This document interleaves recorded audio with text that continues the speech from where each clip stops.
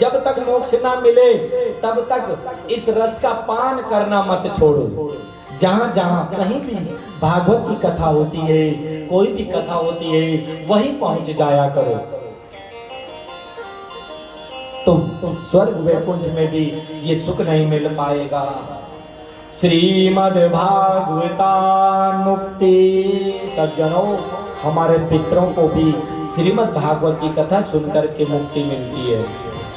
अगर हम श्रीमद् भागवत की अमृत कथा का श्रवण मनन चिंतन करेंगे तो हमारा पारलौकिक यात्रा में ये धन अगर संग्रहित कर लिया तो पारलौकिक यात्रा में हमारे काम आ जाएगा,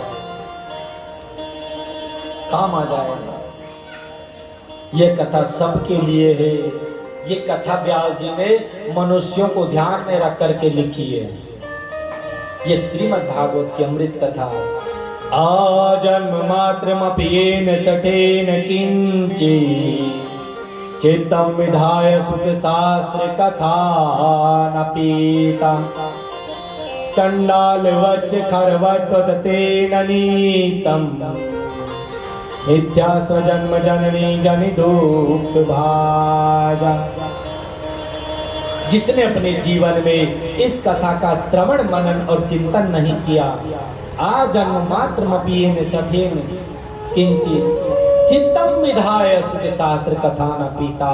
जिसने अपने हृदय में इस कथा को नहीं पिया है, नहीं उतारा है, उसका अगला जन्म चंडाल वच खरवत नीतम, उसका अगला जन्म चंडाल का होता है।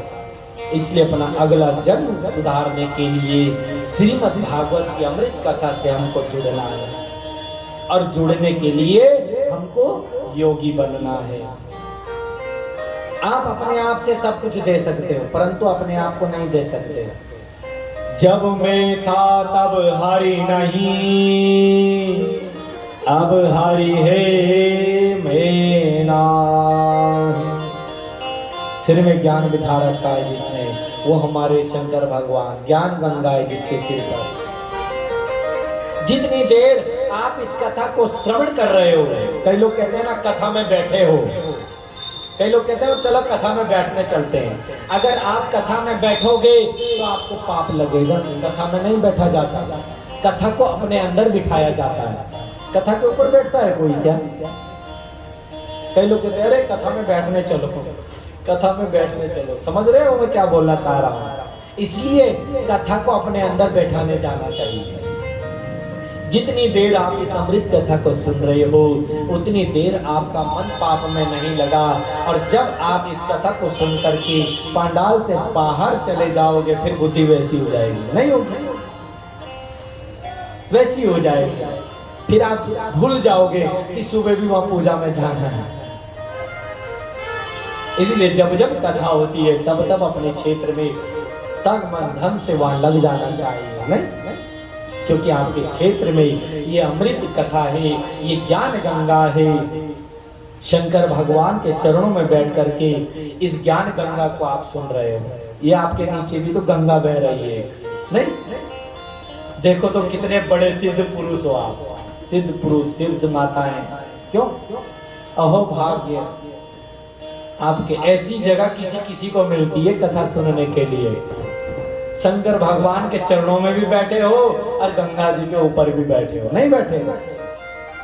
यही तो अमृत गंगा है। यही कथा को यहाँ पर आपने बैठकर के श्रवण कर लिया तो आपके जीवन में सफल हो जाएगी ये ज्ञान गंगा। सुन लो ध्यान से। कथा धृतराष्ट्र ने भी सुनी, कथा अर्जुन ने भी सुनी। धृतराष्ट्र ने दूर से सुनी, वो अंधा का अंधारा। हाँ, अगर कथा में परिवर्तन चाहते हो तो सामने बैठ करके कथा को श्रवण करना चाहिए। अर्जुन ने सामने बैठ करके श्रवण किया, नहीं किया तो अर्जुन का जीवन बदल गया। अगर अपने जीवन में परिवर्तन लाना चाहते हो तो कथा को ठीक सामने बैठ करके श्रवण मनन और चिंतन करना चाहिए। तो यही तो कथा है। तो एक भक्त था, इसके जीवन में ना प्रेम होने लगा। उस भक्त ने कहा तू चाहता क्या है? भगवान ने कहा तू चाहता क्या है? उस भक्त ने कहा मैं दर्शन करना चाहता हूँ। किसके? वो तो निर्गुण है, निराकार है, वो तो बिना पाँव के चलता है, बिना कान के सुनता है, उसका कोई मुख नहीं होता। बिनु पद चलाहि सु नहीं बिनु काना, बिनु पद चलाहि सु नहीं बंद पाना, बिनु पद चलाहि सु नहीं जाहि काना, बिना पाँव के चलता है।